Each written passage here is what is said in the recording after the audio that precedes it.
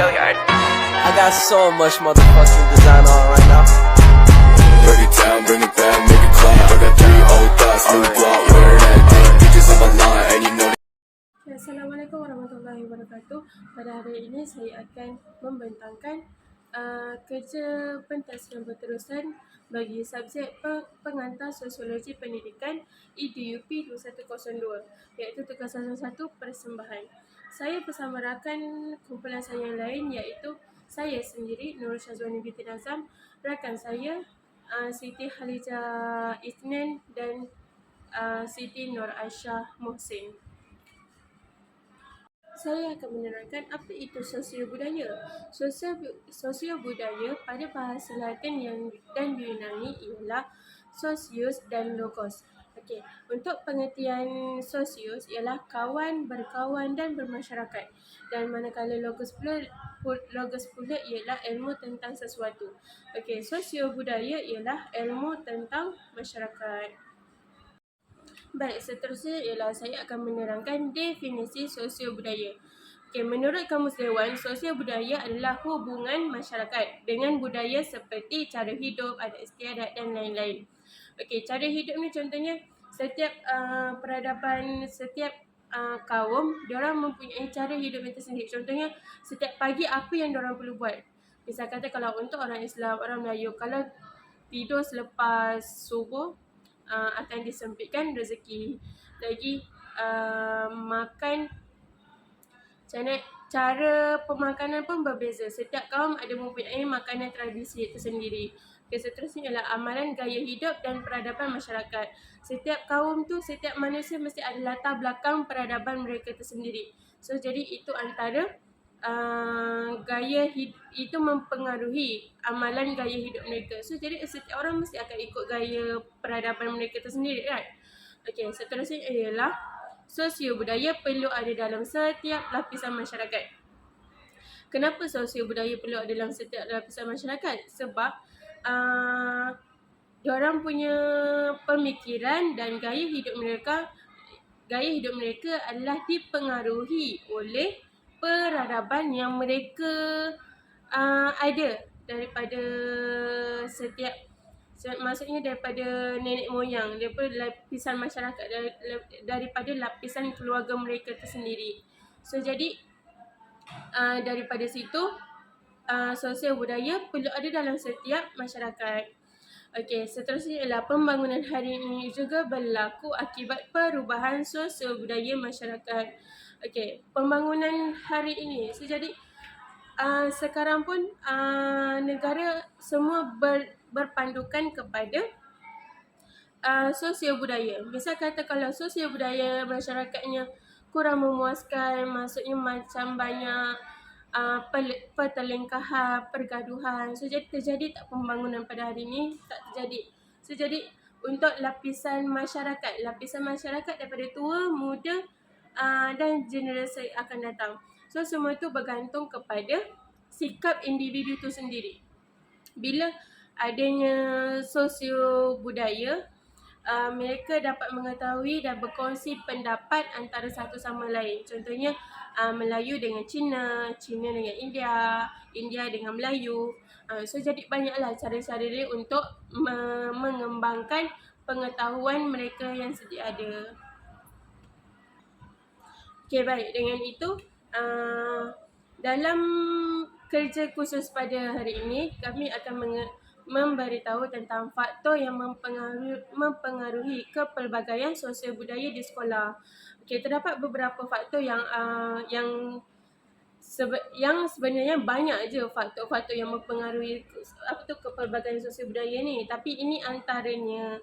Okey, yang pertama ialah kepercayaan dan adat dasar, yang kedua bahasa, dan yang ketiga struktur sosial, yang keempat bangsa, dan yang kelima agama. So jadi saya Nurul Syazwani binti Nazam akan menerangkan tentang kepercayaan dan adat dasar, bahasa, dan seterusnya sahabat saya akan menerangkan tentang struktur sosial dan bangsa, dan kawan saya lagi seorang iaitu Siti Nur Aisyah binti Muhsin akan menerangkan tentang agama. dan Siti Nur Aisyah binti Bose juga akan menerangkan tentang implikasi kepelbagaian sosial budaya terhadap komuniti sekolah dan pendidikan. Dan seterusnya ialah adat resam. Adat resam ni apa dia? Adat resam ialah adat yang bermaksud kebiasaan. Resam yang bermaksud peraturan, lembaga, hukum, norma yang dijunjung oleh kelompok masyarakat. Adat resam pula bermaksud peraturan sejak turun-temurun atau kebiasaan cara hidup yang diamalkan oleh sesebuah masyarakat yang menggambarkan corak budaya masyarakat tersebut. Contohnya, adat kelahiran, adat perkahwinan dan adat kematian. Setiap kaum mempunyai adat mereka tersendiri. Contoh, untuk kaum Melayu, mereka ada adat kelahiran yang mereka sendiri yang tak sama dengan kaum yang lain seperti Cina, India, Iban. So, jadi setiap kaum masyarakat tu mempunyai cara hidup yang berbeza. Contohnya dari segi adat kelahiran, adat perkahwinan dan juga adat kematian. Seterusnya ialah adat resam. Kepentingan. Setiap adat resam ni mempunyai kepentingan mereka tersendiri, iaitu antaranya adat resam tidak kira bangsa dan dia merangkumi seluruh aspek kelahiran, perkahwinan sehingga kematian. Kebiasaan cara hidup, corak budaya masyarakat tersebut. So, jadi benda tu penting.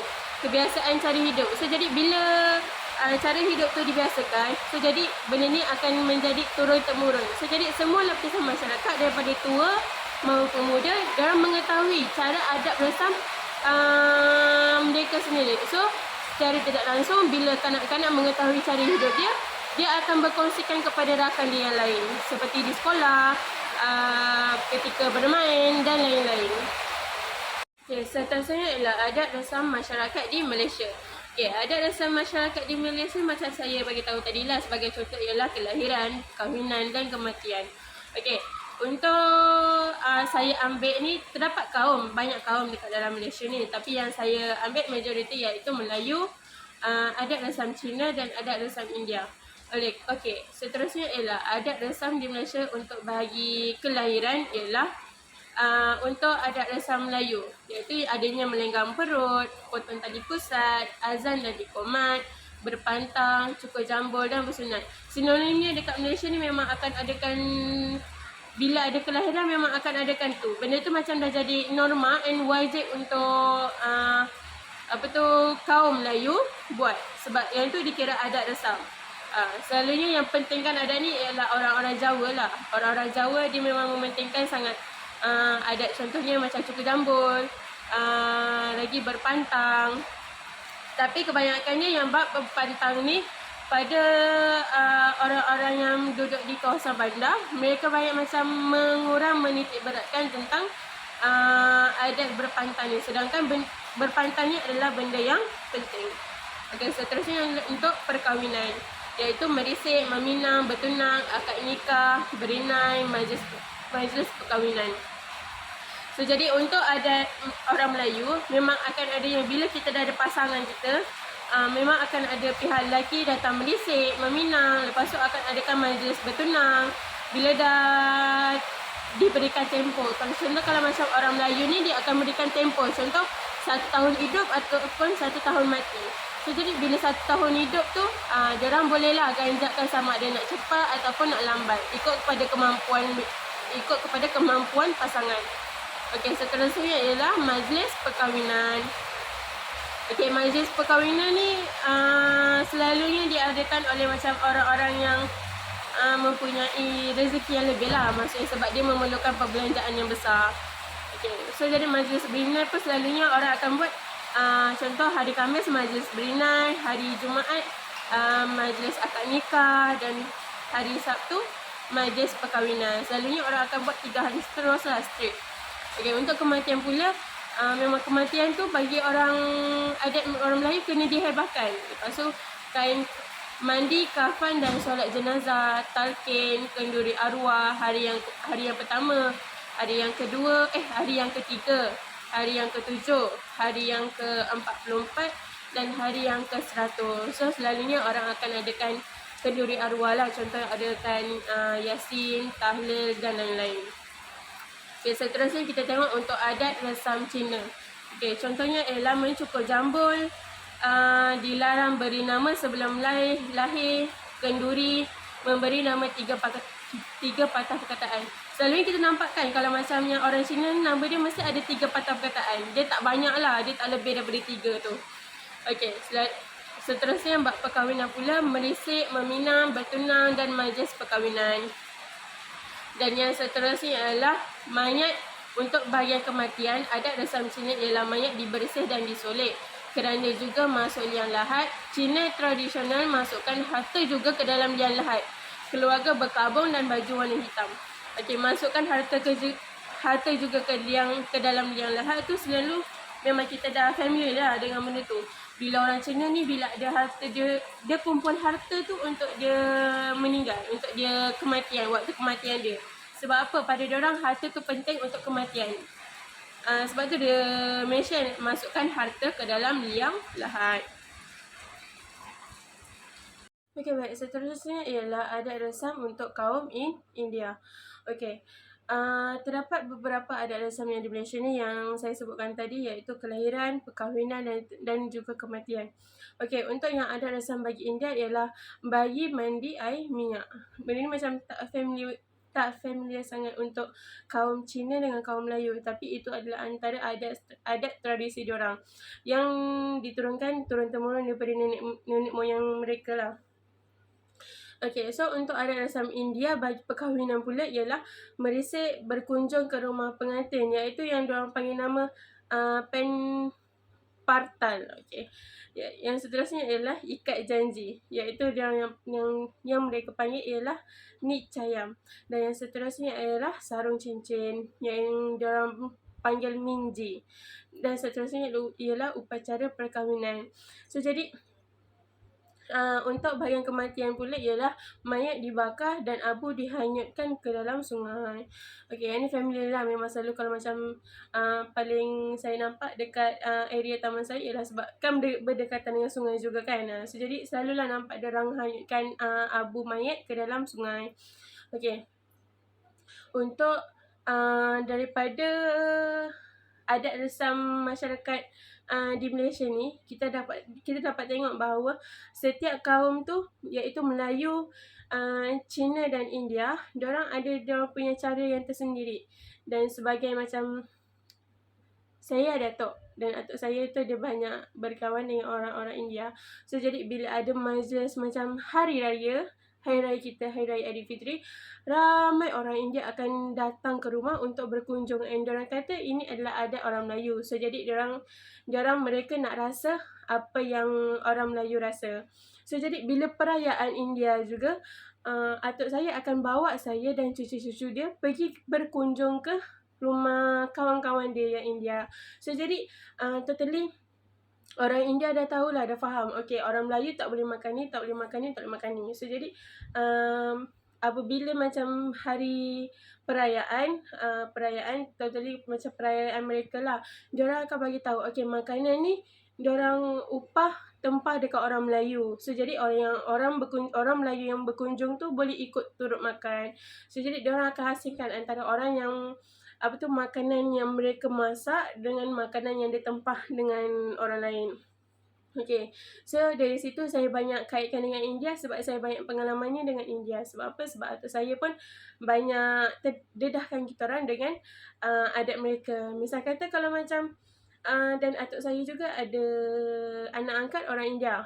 So jadi bila ada sambutan hari jadi, so jadi mereka jemput atuk saya dan keluarga atuk saya untuk mengikuti program yang mereka adakan. So jadi bila adanya hubungan masyarakat yang macam ni, kita jadi dapat tahu macam mana cara orang India daripada segi majlis, daripada segi cara hidup mereka, dan mereka pun tahu macam mana cara orang Melayu hidup. And totally pun kita berbahasa Melayu. Sebab apa? Sebab bahasa Melayu adalah bahasa kebangsaan kan. Okay, seterusnya ialah faktor bahasa pula.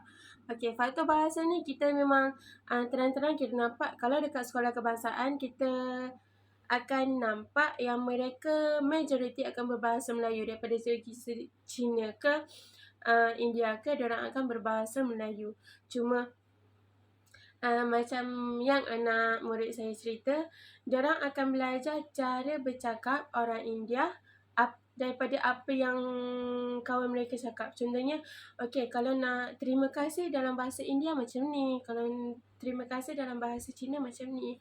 So, jadi daripada situ, daripada diorang berkawan tu, diorang akan dapat tahu dan terdedah cara hidup masyarakat lain, adat rasa masyarakat lain. Untuk bahagian bahasa, berdasarkan KUL yang pada tahun 1998, bahasa adalah satu set simbol-simbol dan atur cara yang disusun bersama dengan kaedah yang bermakna, ditambah dengan sistem komunikasi yang kompleks. Seterusnya ialah Tanim tahun 1990. Life is live as a series of conversation. Yang ketiga ialah sifat bahasa ialah dinamik, iaitu bersesuaian dengan kelompok masyarakat dan peredaran masa. Kalau yang tu berdasarkan sesuai dengan kelompok masyarakat. Contoh kalau kelompok masyarakat Jawa, diorang akan cakap bahasa Jawa lah. Tapi masa kata kalau diorang dalam kelompok masyarakat kaum Cina, diorang akan mau tercakap kepada bahasa Cina. Kalau India pula, diorang akan bercakap cara India. Dan peredaran masa. Peredaran masa ni kita tengok kalau untuk bahagian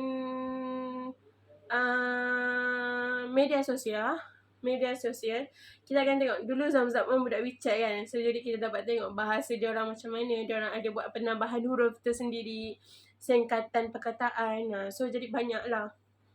Baik, seterusnya saya akan serahkan kepada sahabat saya iaitu Siti Khadijah Isnin.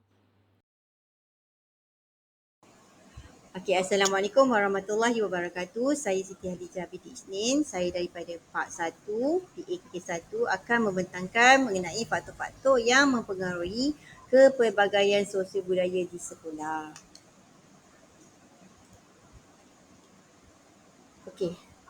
Faktor yang pertama adalah faktor bangsa. Sebelum kita pergi jauh, mari kita kenali apa maksud bangsa.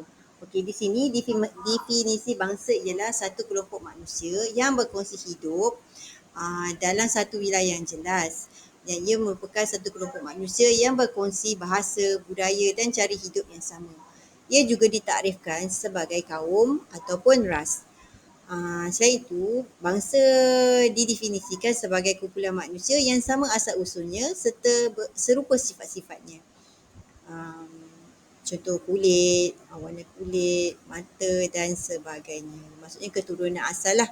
Dan dia dikaitkan dengan nasionaliti, rupa bangsa dan semangat patriotik.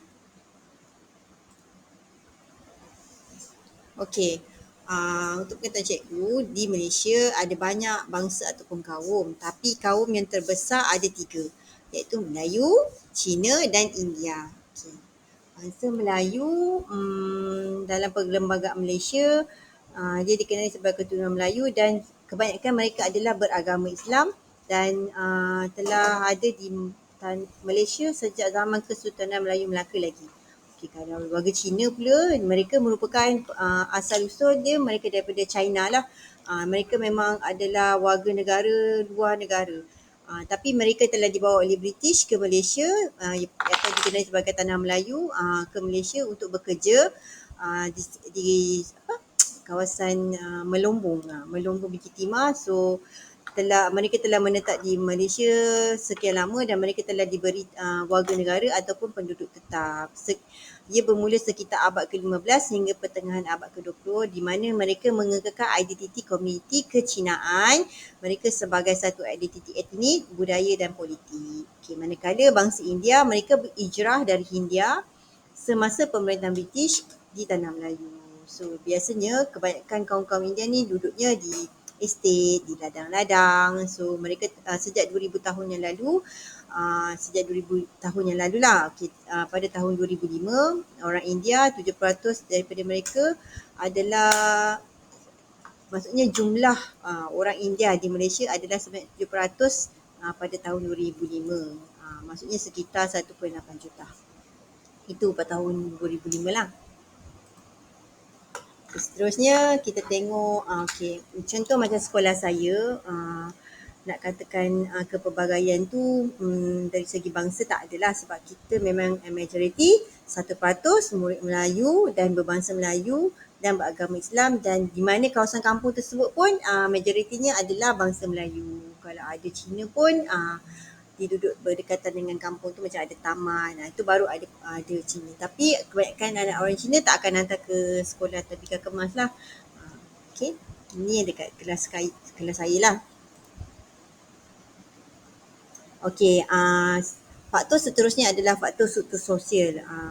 Struktur sosial tu maksudnya kasta ataupun mari kita kenali apa itu ciri-ciri struktur sosial. Okey, struktur sosial tu macam hidup dia berkelompok, mempunyai budaya, sering mengalami perubahan. Mereka berinteraksi sama ada dalaman dengan pihak luar, betul mempunyai kepimpinan, mempunyai aturan sosial, kelas, status dan kasta. Itu yang dikatakan struktur sosial.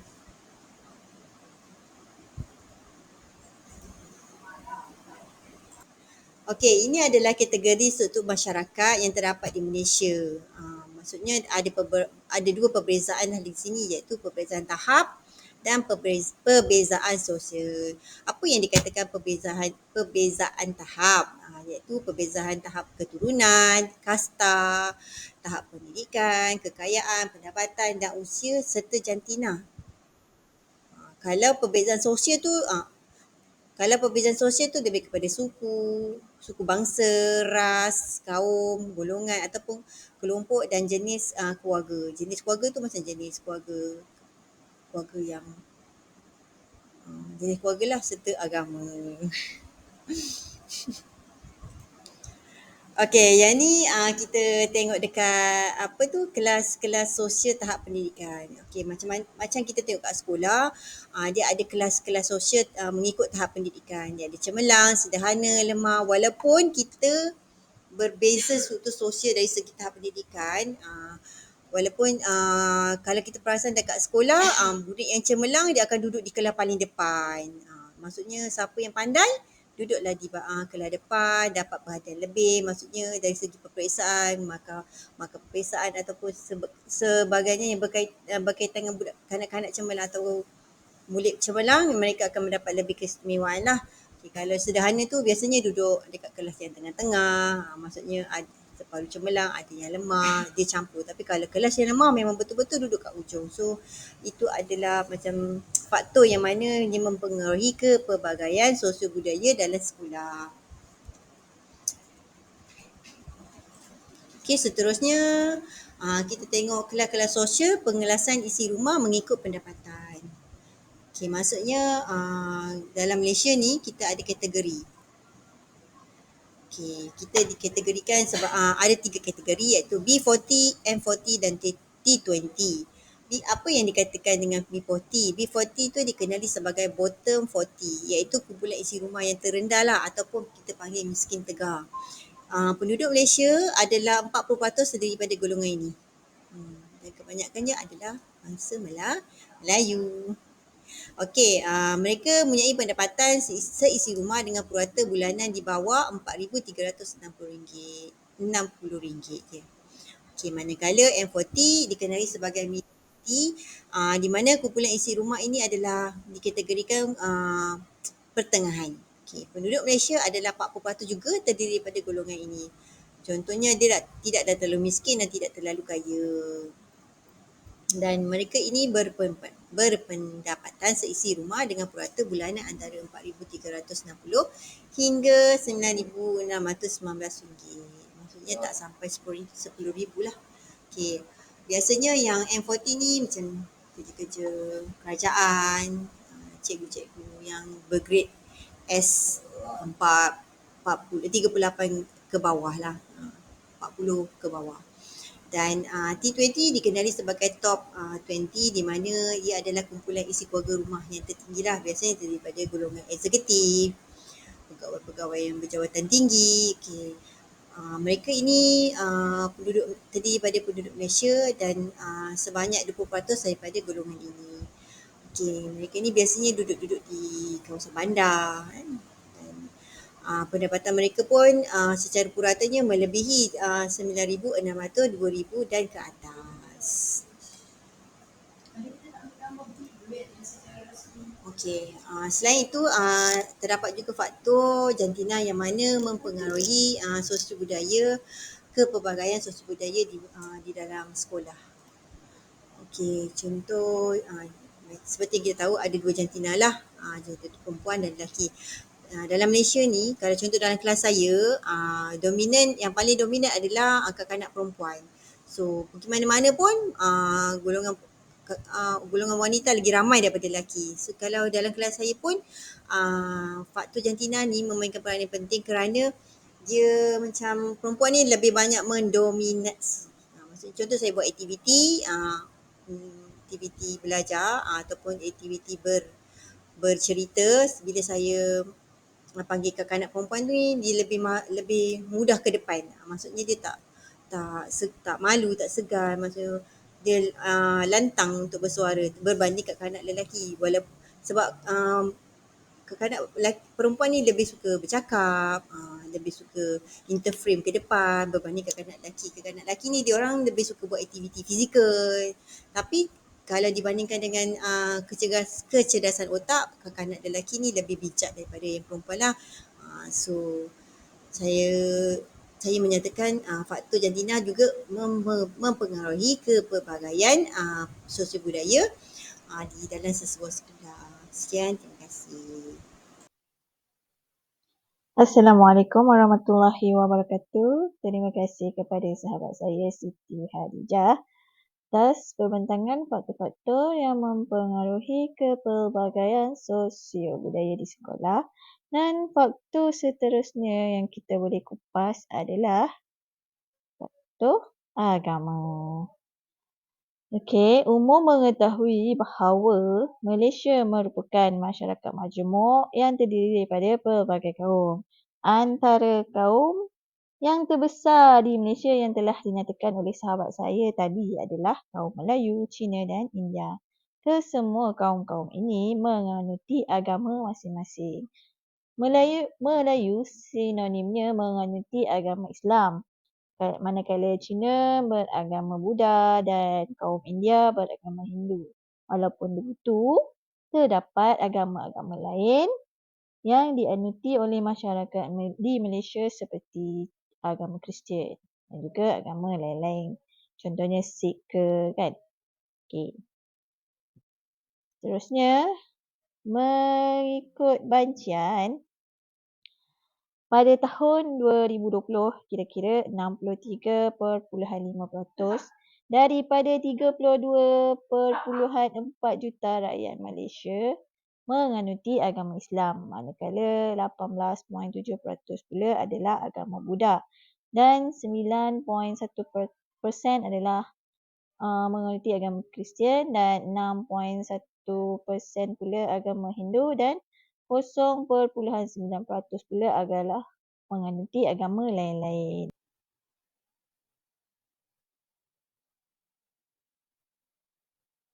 Okey, seterusnya mari kita lihat. Okey.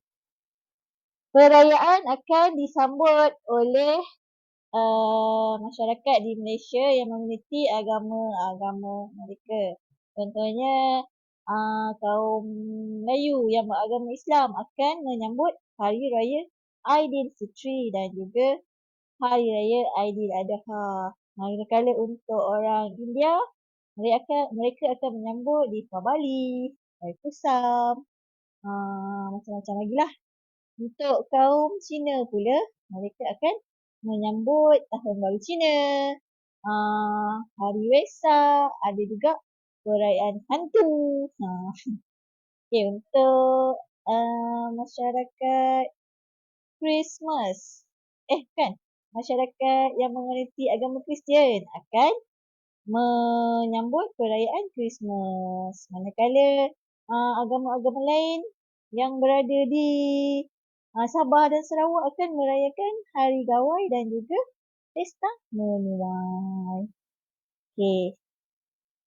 Seterusnya, apakah peranan guru dalam sebagai ejen sosialisasi?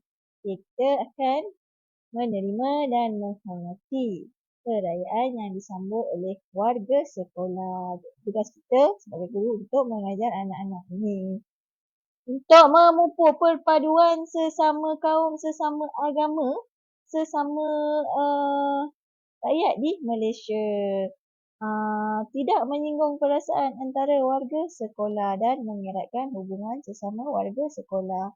Perpaduan kaum, orang Melayu, orang Cina, orang India boleh merayakan perayaan masing-masing tanpa halangan. Orang Cina rayakan tahun baru, orang Melayu pun boleh datang sama-sama merayakan perayaan Raya Cina, dan juga orang Cina dan India boleh merayakan perayaan Deepavali dan juga Hari Raya Aidilfitri. Okey, seterusnya, bagaimana kita menghormati kepelbagaian perayaan warga sekolah dengan berpakaian sopan ketika menghadiri perayaan. Pakailah mengikut adat perayaan masing-masing. Orang Melayu pakai baju kurung Melayu, pakai baju kebarong, kebaya. Orang Cina pakai sangfu, pakai congsam. Kalau orang India pakai kurta, pakai sari dan juga pakai dhoti. Kita boleh tukar. Orang Melayu boleh pakai congsam ataupun pakai dhoti. Orang India boleh pakai baju kurung. Orang Cina boleh pakai sari. Asalkan sopan dan santun. Kemudian memberikan ucap selamat. Tak salah pun kita saling memberikan ucapan kepada rakan-rakan ataupun murid-murid yang lain yang mengerti agama yang berbeza. Kita boleh je mengucapkan kongsi facai kepada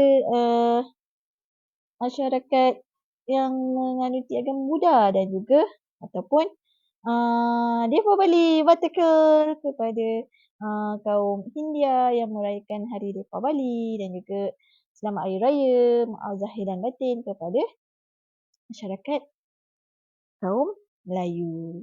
Kemudian menghadiri sambutan perayaan rakan-rakan.